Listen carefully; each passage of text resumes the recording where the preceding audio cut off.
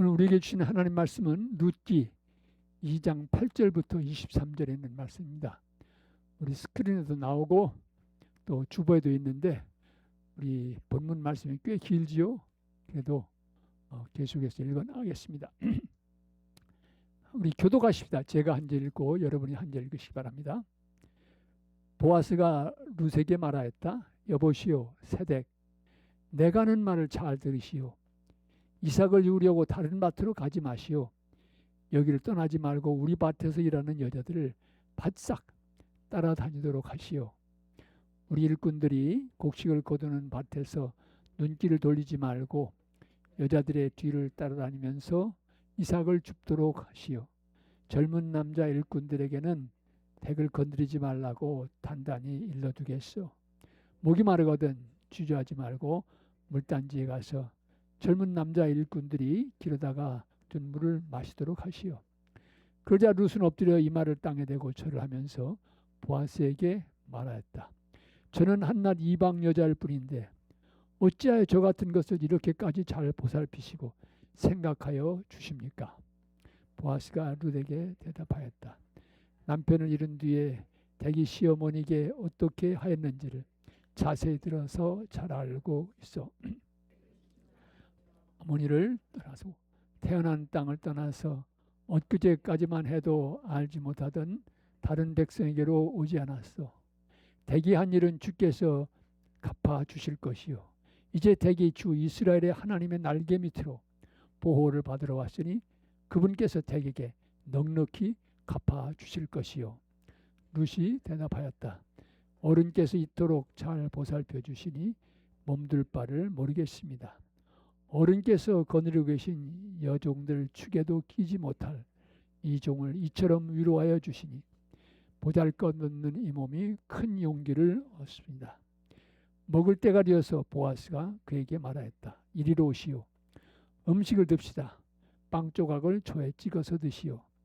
룻이 일꾼들 옆에 앉으니 보아스는 그 여인에게 볶은 곡식을 내주었다. 볶은 곡식은 룻이 배불리 먹고도 남았다. 룻이 이삭을 주우러 가려고 일어서자 보아스가 젊은 남자 일꾼들에게 일렀다. 저 여인이 이삭을 주울 때에는 곡식단 사이에서도 줍도록 하게. 자네들은 저 여인을 괴롭히지 말게. 그를 나무라지 말고 오히려 단에서 조금씩 이삭을 뽑아 흘려서 그 여인이 줍도록 해주게. 룻은 저녁 때까지 밭에서 이삭을 주었다. 주운 이삭을 떠니 보리가 한 에바쯤 되었다. 룻은 그것을 가지고 성읍으로 돌아갔다. 룻은 주온 곡식을 시어머니에게 내보였다. 배불리 먹고 남은 볶은 곡식도 꺼내서 드렸다. 시어머니가 그에게 물었다. 오늘 어디서 이삭을 주었느냐? 어디서 일을 하였느냐? 너를 이처럼 생각해 준 사람에게 하나님이 복을 베푸시기를 바란다. 그러자 룻은 시어머니에게 자기가 누구네 밭에서 일하였는지를 말하였다. 오늘 내가 가서 일한 밭의 주인 이름은 보아스라고 합니다. 나오미가 며느리에게 말하였다. 그는 틀림없이 주께 복받을 사람이다. 그 사람은 먼저 세상을 뜬 우리 식구들에게도 자비를 베풀더니 살아있는 우리에게도 한결같이 자비를 베푸는구나. 나오미가 그에게 말을 계속하였다. 그 사람은 우리와 가까운 사이다. 그는 집안간으로서 우리를 맡아야 할 사람이다. 모압 여인 룻이 말하였다. 그뿐이 아닙니다. 그가 데리고 있는 젊은 남자 일꾼들이 곡식 거두기를 다 끝낼 때까지 그들을 바짝 따라다니라고 하였습니다. 나오미가 며느리 룻에게 말했다. 얘야, 그가 데리고 있는 젊은 여자들과 함께 다니는 것이 좋겠구나. 젊은 남자 일꾼들에게 시달림을 받다가 다른 밭으로 가지 않아도 되니 말이다. 그리하여 룻은 밀거두기가 끝날 때까지도 보아스 집안의 젊은 여자들을 바싹 따라다니면서 이삭을 주었다. 그러면서 룻은 시어머니를 모시고 살았다. 오늘 우리에게 주시는 하나님의 말씀입니다. 말씀을 주신 주님께 감사드립니다. 아멘. 사랑하는 성도 여러분, 또 한 주간 동안도 평안하셨습니까? 오늘이 6월 마지막 주일입니다. 세월이 얼마나 빨리 흘러가는지 이제 며칠 후면은 2026년도 이제 반을 넘어서게 되는 거지요. 오늘 우리가 이렇게 모여서 함께 예배를 드릴 수 있게 된 것은 먼저는 하나님의 은혜이고, 또 여러분의 마음속에 이 날을 거룩히 예배하는 날로 지키려고 하는 여러분의 믿음의 고백이 참으로 감사합니다. 여기 함께 하시는 주님께서 부어주시는 은혜에 대한 거룩한 기대를 안고 예배드리신 여러분 한 분 한 분, 가정 위에, 또 뒤에 유튜브 동영상을 통해서 말씀을 대하실 성도 여러분께 우리 주님께서 주시는 은혜와 평강이 충만하게 임하시기를 진심으로 기원합니다. 터널을 지나서라고 하는 제목 밑에서 드리는 룻기 연속설교의 네 번째 주일입니다. 흉년을 피해서 고향을 떠나서 모압 땅으로 이민을 갔던 엘리멜렉과 나오미 부부의 타향살이 10년, 그 삶을 통해서 그들은 빈털터리가 되었습니다. 남편 엘리멜렉이 세상을 떠난 데 이어서 두 아들마저도 떠나보낸 나오미, 그녀는 엎친 데 덮친 격으로 몰아닥친 이 고난 속에서 절망과 좌절 안고 두 며느리와 함께 살아가게 됩니다. 상실과 아픔의 밑바닥에 있던 이 가정에 하나님께서는 새로운 역사를 시작하십니다. 그 역사의 첫걸음은 바로 나오미와 룻이 베들레헴 고향으로 돌아가는 데서 시작이 됩니다. 그 땅에 풍년이 들었다는 소식을 듣고 나오미는 모압 생활을 정리하고 이제는 자기 고향 땅으로 여기민 가는 것을 결심하게 됩니다. 고향에 돌아온 나오미와 며느리 룻은 나오미, 기쁨이 아니라 마라, 쓰디 쓴 삶의 현실 속에서 새로운 삶을 시작하게 됩니다. 하나님께서는 이들의 삶 속에서 새로운 일을 이루어 가시기 시작합니다. 당장 먹고 살 일이 암담해서 이삭을 주우러 나갔던 룻, 그는 성경에 보니까 우연히 보아스의 밭에 이르렀다고 했습니다. 또 그 밭의 주인 되는 보아스는 마침 추수를 돌아보기 위해서 찾아왔다고 말하고 있습니다. 이렇게 해서 두 사람의 만남이 이루어지게 되지요. 어떻게 보면 이 만남은 우연처럼 보였습니다. 마침 타이밍이 맞아서 이루어진 만남처럼 생각할 수 있습니다. 그러나 이 만남은 결코 우연이 아니었습니다. 하나님께서는 우연처럼 보이는 이 만남 속에서 나오미의 가정을 위한 새로운 역사를 시작해 가십니다. 저는 지난 주일에 우연이라고 하는 제목 밑에서 이 문제를 말씀드렸습니다. 하나님께서는 종종 우리 머릿속을 스쳐가는 생각 혹은 우연처럼 보이는 만남 속에서 당신의 뜻을 이루어 가시는 것을 볼 수 있습니다. 나오미와 룻을 새롭게 세워가시는 이 과정 속에서 보아스는 바로 하나님께서 쓰시는 도구였습니다. 오늘 본문 말씀은 룻과 보아스의 만남에서 두 사람 사이에 나눠진 대화가 중요한 내용을 이루고 있습니다. 우리는 이 대화 속에서 하나님의 은혜의 손길이 보아스를 통해서 어떻게 룻에게 그리고 나오미의 가정에 임하는가를 발견하게 됩니다. 먼저 보아스를 통해서 룻에게 나타난 하나님의 은혜의 것은 바로 룻을 인정하고 격려해 준 것입니다. 오늘 본문 말씀은 2장 10절 이하를 보면 보아스가 룻을 만나서 베푼 친절에 대해서 룻이 엎드려 절하면서 이렇게 말합니다. 저는 한낱 이방 여자일 뿐인데 어찌하여 저 같은 것을 이렇게까지 잘 보살피시고 생각해 주십니까? 이에 대해서 보아스가 말합니다. 남편을 잃은 뒤에 댁이 시어머니에게 어떻게 하였는지를 자세히 들어서 잘 알고 있어. 댁은 진정 아버지와 어머니를 떠나고 태어난 땅을 떠나서 엊그제까지만 해도 알지 못하던 다른 백성으로 오지 않았소. 댁이 한 일은 주께서 갚아주실 것이요. 이제 댁이 주 이스라엘의 하나님의 날개 밑으로 보호를 받으러 왔으니 그분께서 댁에게 넉넉히 갚아주실 것이요. 보아스는 이미 듣고 있었습니다. 알고 있었습니다.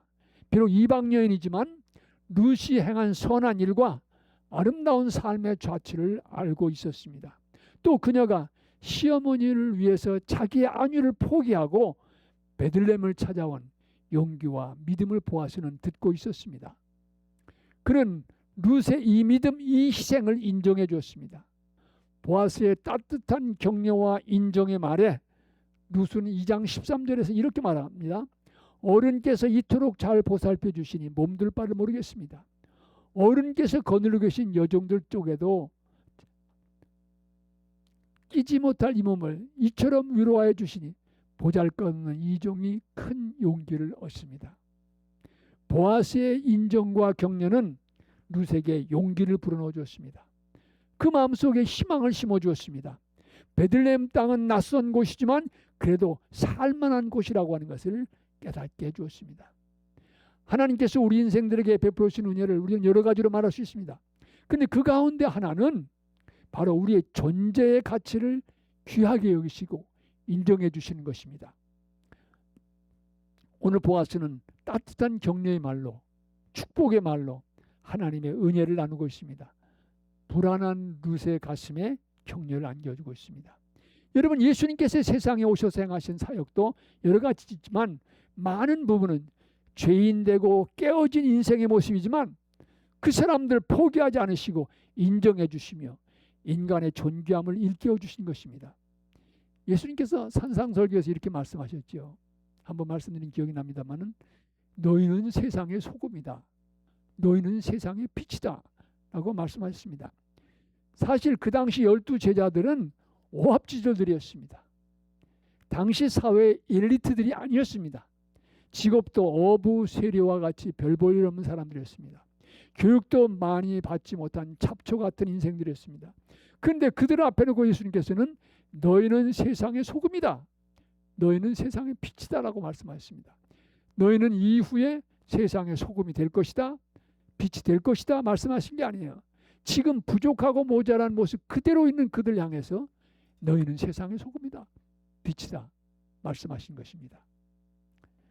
사마리아 우물가에서 만난 여인도 마찬가지입니다. 모두가 외면하는 여인이었습니다. 그러기에 사람들의 눈을 피해서 아침이 아니라 점심때 물을 길러 나온 여인이었습니다. 그러나 주님 예수님께서는 이 죄 많은 여인 속에서도 존귀한 생명을 보셨습니다. 그리고 대화를 나누셨습니다. 가늠하다 현장에 잡힌 여인, 민족 반역자로 사람들의 손가락질 받는 세리장 삭개요. 세상 사람들은 정죄하고 소망이 없다고 했지만 모두가 따돌리는 인생들이었지만 우리 주님께서는 그들 속에 있는 진주와 같은 가능성을 보셨습니다. 인정해 주셨습니다. 바로 주님의 이 인정해 주시는 사랑이, 격려가 그들의 인생을 새롭게 세워줄 수 있었습니다. 저희 집사람 장 목사가 결혼 전에 저희 장모님께서 걱정하신 게 하나 있었습니다. 여러분 혹시 들으신 분이 계실지 모르겠는데 늘 집사람이 그런 말씀 하시다가 너 여자가 입이 그렇게 커서 시집 갈 수 있겠냐? 누가 널 데려가겠냐? 그러셨다는 거예요. 저는 콩깍지가 끼었는지 입이 큰 거 별로 몰랐어요. 근데 저희 어머님이 참, 시어머니죠. 어머님이 참 중요한 말씀 하셨어요. 야, 만나보고 나시더니 야, 우리 아들들이 입이 작아서 답답했는데 입 큰 며느리 돼서 얼마나 시원한지 모르겠다 하신 거예요. 그 말이 우리 장모님께서 주셨던 그런 모든 부담을 다 지워버린 거죠. 우리 시어머님이 나를 인정해 주셨다. 그러면서 이제 요즘에 오면서 얘기하니까 이 큰 사람이 마음도 크지? 이런 거예요. 이게 천생연분인지 모르겠습니다. 이 말이 집사람에게 큰 위로가 되었다고 하는 말을 들었습니다. 인정하고 격려하는 말은 우리 인생을 세울 수가 있습니다. 사랑하는 성도 여러분, 위대하신 하나님께서 우리를 인정해 주시고 우리 생명의 존귀함을 존중해 주십니다. 여러분 한 분 한 분은 누가 뭐라고 해도 명품 인생들이세요. 왜요? 위대하신 하나님 작품이기 때문에 그래요. 우리가 잘난 게 아니라 명품은 누가 만드냐가 중요하잖아요. 겉모습이 어떠냐가 중요한 게 아니에요. 누가 만들었냐가 중요한 거예요. 그런데 진짜 하나님이 만드셨으니까 명품이죠. 우리. 여러분 한 분 한 분 다 명품 인생이세요. 그리고 그 하나님께서 우리를 건져내기 위해서 외아들 예수 그리스도의 보혈로 우리를 값주고 사신 거예요. 그러니까 여러분 우리 명품 인생이에요. 존귀한 존재들입니다. 보아스를 통해서 룻에게만 또 다른 은총의 모습은 미래의 길을 인도해 준 거예요. 열어준 것입니다. 룻은 보아스의 만남을 통해서 가야 될 길을 안내받게 됩니다. 보아스는 2장 8절에서 이렇게 말합니다. 여보시오 세덱, 내가 하는 말 잘 들으시오. 이삭을 주우려고 다른 밭으로 가지 마시오. 여기를 떠나지 말고 우리 땅에서 일하는 여자들을 바짝 따라다니도록 하시오. 우리 일꾼들이 곡식을 거두는 밭에서 눈길 돌리지 말고 여자의 뒤를 따라다니면서 이삭을 줍도록 하시오. 목이 마르거든 주저하지 말고 물단지에 가서 젊은 남자 일꾼들이 길에다가 둔 물을 마시도록 하시오. 또 보아스는 젊은 남자 일꾼들에게 말합니다. 저 여인이 이삭을 주울 때는 곡식단 사이에서 줍도록 하게. 그를 나무라지 말고 오히려 단에서 조금씩 이삭을 뽑아 흘려서 그 여인이 줍도록 해주게. 사랑하는 성도 여러분, 시어머니의 고향이긴 하지만 모압 출신인 이방 여인 룻이 베들레헴에서 생계를 이어간다는 것은 결코 쉬운 일이 아니었습니다. 낯선 땅, 낯선 사람들 속에서 쉽게 호기심의 대상이 되고 입방에 오르낼 수 있는 상황이었습니다. 나오미와 자신을 위해 안정적으로 곡식을 구하는 일은 사실 쉽지 않은 숙제였습니다. 그런데 보아스가 바로 이 문제를 해결해 주는 것입니다. 이삭을 주우러 다른 밭에 가지 말고 내 밭에 계속 오십시오 라고 말했습니다. 보아스의 권고는 불확실한 미래임에도 그 속에서 숨을 돌릴 수 있는 하나의 제안이었습니다. 하루하루 양식을 염려해야 될 상황에서 그래도 얼마 동안은 안정적으로 곡식을 구할 수 있는 길을 열어준 것입니다. 하나님께서는 보아스를 통해서 베들레헴에서의 삶을 시작하는 룻의 걸음을 인도해 주시고 시어머니 나오미의 앞길을 열어주셨습니다. 그날 룻이 밭에서 저녁까지 죽고 준 것을 다 떠니까 보리가 한 에바쯤 되었다고 그랬습니다. 이 에바는 한 2.3리터 정도 된다고 그러는데 이 두 사람이 한 닷새 정도 먹을 양식이었다고 합니다. 사랑하는 성도 여러분, 반복해서 제가 드리는 말씀입니다. 하나님의 인도하시는 길은 언제나 평탄한 길은 아닙니다. 그러나 그 길은 우리 인생에서 가장 좋은 길입니다. 우리의 지혜와 능력은 한계가 있습니다. 죽음이 찾아오면 모든 것 다 끊어지고 사라지는 것들입니다. 그러나 주님의 인도하시면 한계가 없습니다. 죽음이 찾아와도 그 죽음을 넘어서까지 이어지는 관계입니다. 그러기에 주님은 참으로 영원한, 참으로 위대하신 우리의 목자이십니다. 주님의 인도하심은 믿을만하고 따를만합니다. 이 주님의 인도하심을 받는 인생이야말로 복 있는 인생입니다. 보아스를 통해서 룻에게 임한 또 다른 하나님의 은혜의 손길은 바로 보호하시는 손길입니다. 2장 9절 중반부에 보면 보아스는 룻에게 내가 젊은 일꾼들에게 명하여 댁을 건드리지 말라고 단단히 일러두겠소 라고 말합니다. 추수 때가 되면 그 밭에서 많은 품꾼들이 일을 했습니다. 그 가운데서 섞여 있다가 보면 남자들의 유혹과 희롱의 대상이 될 것은 뻔한 것입니다. 젊고 예쁜 과부이며 또 이방 여인이 있기 때문에 위험에 노출될 가능성이 많았습니다. 보아스는 이것을 알았습니다. 보아스는 친절하게 룻을 위해서 보호막을 쳐주었습니다. 다른 밭에 가지 말라고 하고 또 남자 일꾼들에게 룻을 건드리지 말라고 명했습니다. 하나님께서는 보아스를 통해서 룻에게 보호해 주시는 손길을 내밀어 주셨습니다. 이제 시작하는 베들레헴에서의 삶에서 부딪혀 좀 올지 모르는 위험과 위협으로부터 룻을 지켜주시는 길을 열어주셨습니다. 성경은 그의 백성들을 지키고 보호하시는 하나님의 은혜를 분명히 말해줍니다. 애굽에서 나온 이스라엘 백성을 보호해 준 것은 그들이 가지고 있는 무기가 아니었습니다. 그들이 가지고 있는 어떤 것도 아니었습니다. 그들을 지키시는 여호와, 그분이 바로 그들의 보호자이셨습니다. 이스라엘 백성들은 역사 속에서 이 사실을 거듭거듭 경험하면서 그 은혜에 대한 감격을 거듭거듭 찬양했습니다. 시편에 보면 하나님을 표현하는 단어가 여러 가지 있는데 빈번하게 사용되는 단어가 어떤 것들입니까?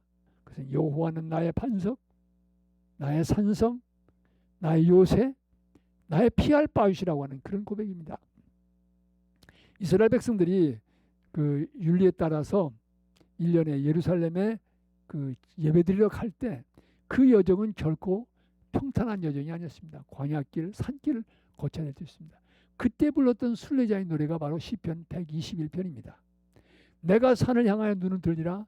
나의 도움이 어디서 올까? 나의 도움은 천지를 지으신 여호와께로소다. 여호와께서 너를 실족하지 않게 하시며 너를 지키시는 이가 졸지 아니하시리로다. 이스라엘 지키시는 이는 졸지도 아니하시고 주무시지도 아니하시리로다. 여호와는 너를 지키시는 이시라. 여호와께서 내 오른쪽에서 내 그늘이 되시나니 낮에 해가 너를 상하게 하지 아니하며 밤의 달도 너를 해하지 아니하리로다. 여호와께서 너를 지켜 모든 환난을 면하게 하시며 또 영혼을 지키시리로다. 여호와께서 너의 출입을 지금부터 영혼까지 지키시리로다. 아멘.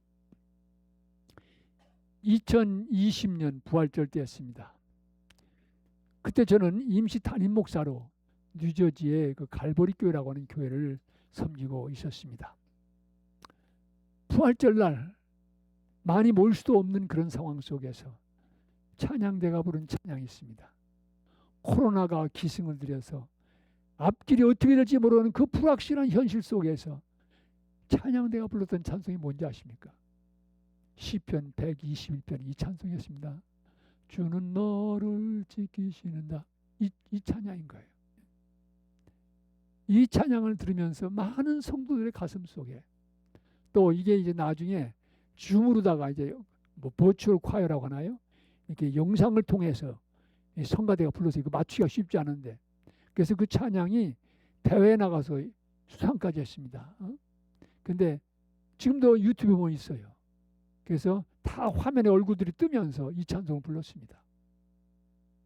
그때 받았던 그 찬송의 감격은 지금도 제 가슴 속에 살아있습니다. 코로나로 앞길이 불안하고 기업들이 문을 닫고 비즈니스가 어려움을 겪을 때 여호와는 우리를 지키십니다. 이 찬양은 많은 성도들에게 큰 감격과 위로를 안겨주었습니다.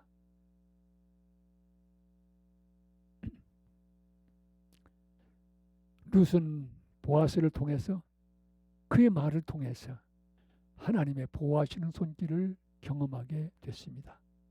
그녀가 직면할 수 있는 위협 앞에서 보호해주는 은혜를 힘입게 되었습니다.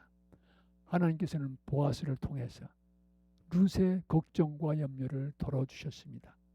또 그녀에게 다가올 줄 모르는 위협 앞에서 보아스를 통해서 보호막을 쳐주셨습니다. 참으로 룻의 출입을 지켜주셨습니다. 나오미의 출입도 지켜주셨습니다. 보아스를 통해서 룻의 인생의 새로운 역사를 시작하셨던 하나님께서는 오늘 우리가 믿는 하나님이십니다. 그 하나님은 오늘 우리의 인생 속에서도 새로운 역사를 이루어갈 수 있습니다. 새로운 회복의 은총을 베풀어 줄 수 있습니다. 우리 삶 속에도 보아스 같은 사람, 하나님의 도구가 되어서 우리의 삶을 세워쓰는 사람들을 만나게도 하시고 그런 사람들 앞으로 우리를 인도해 주기도 하십니다. 한국에서 그 치유 상담원을 세워서 많은 가정들을 회복하는데 일하셨던 정태기 교수님이라는 분이 있습니다. 그분이 이제 제가 섬겼던 교회 와서 몇 차례 말씀도 전하시고 그랬는데요. 그분이 쓰신 당신은 혼자가 아닙니다 라는 책에 나오는 이야기가 있습니다. 이야기를 나누면서 오늘 제 말씀을 드리려고 합니다. 이 정 교수님께서 모 대학원에서 학생들을 가르칠 때였습니다. 그때 그 이제 정 교수님이 조교로 일한 사람이 그 신과대학 대학원 학생이 아니고 경상대학 대학원 학생이었습니다. 근데 이 학생은 뭐 키도 크지 않고 용모도 별로 큰 인상이 없는 그런 평범한 여성이었는데 교수님이 옆에서 지켜볼 때 얼마나 그 관계를 성숙한 관계로 잘 다뤄가는지 심지어 목사님들 전도사님들까지도 와서 상담을 하고 이야기를 나눌 정도였습니다. 그래서 그렇게 조교 생활을 잘하는 그 사람이 너무 마음에 들었습니다. 어느 날 그 식사를 같이 하다가 이 조교에게 물었습니다. 어떻게 그렇게 잘 자랐어? 어떻게 그렇게 여러 학생들을 잘 돌볼 수가 있어? 그러니까 그 학생이 대답했습니다. 두 마디 말 때문이었어요. 그녀는 잠시 말을 멈추고 교수님을 올려다보았습니다. 그녀의 눈에 눈물이 고여 있었습니다. 제 고향은 강원도 깊은 산골짜기입니다. 우리 집은 하루 3끼 걱정해야 할 정도로 가난했습니다. 어머니는 제가 5살 때 동생을 낳다가 돌아가셨고, 어머니가 돌아가시자 아버지는 재혼을 하셨지요. 새 엄마를 맞아들여서 동생을 줄줄이 낳습니다. 그런데 어느 겨울날 아버지가 도박하다가 밭대기 조금 있는 거 다 팔아버리고 비관을 해가지고 결국 농약을 먹고 자살해버린 거예요. 하루아침에 새 엄마와 줄줄이 나온 동생들이 삶을 살아가야 되는 어려운 현실에 부딪혔습니다. 정말 가난했다고 그래요. 어떤 때는 고구마 하나로 하루 3끼를 먹을 정도였습니다. 언제나 배가 고팠고 먹고 싶다는 생각이 언제나 그 머리를 떠나지 않았습니다. 그러기에 주눅이 잔뜩 들었고 학교 생활에서도 정말 자신감을 가질 수가 없었습니다. 그런데 어느 날 학교 운동장을 터덕터덕 걸어가고 있는데 그녀의 처진 어깨를 붙들어주는 손길이 있었습니다. 돌아보니까 바로 그 반의 담임 선생님이셨습니다. 1년 360일 한 번도 웃는 표정을 볼 수가 없어서 얼음 선생이란 별명을 가지고 있는 그분이에요. 근데 그분이 그녀를 향해서 활짝 웃고 있었습니다. 그러면서 하신 말씀이 뭐냐면, 금주야, 너는 보통 놈이 아니야 라고 말씀하신 거예요. 이 말 한마디가 그녀의 가슴에 각인이 되었습니다. 하루는 반 아이들과 함께 청소를 하고 청소 일지를 만만한 금주 보고 쓰라고 그러고 학생들은 다 간 거예요. 그날 청소 일지 써가지고 담임선생님한테 제출하고 가는데 사무실 안에서 낯익은 목소리가 들리는 거예요. 그러면서 듣고 보니까 담임선생님이세요. 우리 반에 금주라는 애가 있는데 어려운 처지에서도 공부하겠다고 애쓰는 거 보면 가슴이 정말 뭉클해져요. 그의 얼굴만 보면 얼마나 기특한 생각이 든지 모르겠어요. 담임선생님 말씀했어요. 이 말을 들었을 때 금주는 눈물을 쏟으면서 청소일지를 교무실 앞에 놓고 떠났습니다. 그때부터 금주에게 변화가 오기 시작한 거예요. 더 이상 처지지 않고 걸음에도 자신감이 생겼습니다. 맨날 배고픈 생각만 했는데 그 생각도 사라졌어요. 열심히 공부를 했습니다. 그래서 그 시골 초등학교에서 처음으로 중학교에 진학하게 되었습니다. 돈이 없는 금주는 당돌하게 그 동네 면장님을 찾아가서 사정을 하고 수업료를 빌려달라고 했습니다. 면장님이 귀히 여겨서 꾸어준 거예요. 그 2번째 학기에는 다니던 교회 전도사님께 찾아가서 사정을 했어요. 또 도움을 받았습니다. 그 뒤부터는 장학금을 받아서 중학교를 마치고 고등학교를 마치고 그 시골에서는 처음으로 서울의 명문대학에 합격을 한 것입니다.